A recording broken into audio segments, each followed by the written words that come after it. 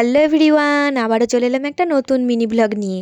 আজকে সূর্য ডুববে ডুববে আমাদের সেই সময় সবার ইচ্ছা হয়েছে কুল খাওয়ার, তাই আমরা দলবল সবাই মিলে একদম চলে যাচ্ছি খুশিদের গাছে কুল পাড়ার জন্য। প্রথমে তো লগাই করে কুল পাড়ার চেষ্টা করছিলাম, কিন্তু তাতে বেশি পড়ছিল না, তাই জন্য আমরা বুম্বাকে এখানে গাছে উঠিয়ে দিয়েছি। আর বুম্বা গাছ নড়া দিচ্ছে, আর আমরা নিচে দেখো সবাই মিলে একদম কুল কুড়াতে লেগে গেছি। পাশেই ছিল খুশিদের জমি, তাই আমরা সবাই মিলে আবার চলে যাই খুশিদের জমিতে হামলা করতে। দেখো এখানে কত ধনেপাতা আর পালং শাক হয়েছে। আমি তো এখানে ধনেপাতা তুলতে বসে পড়ি, আর দেবদূত তারপর চলে যায় পালং শাক তুলতে। খুশি বললো অন্তত কিছু ধনেপাতা আর পালং শাক বাঁচিয়ে রাখিস।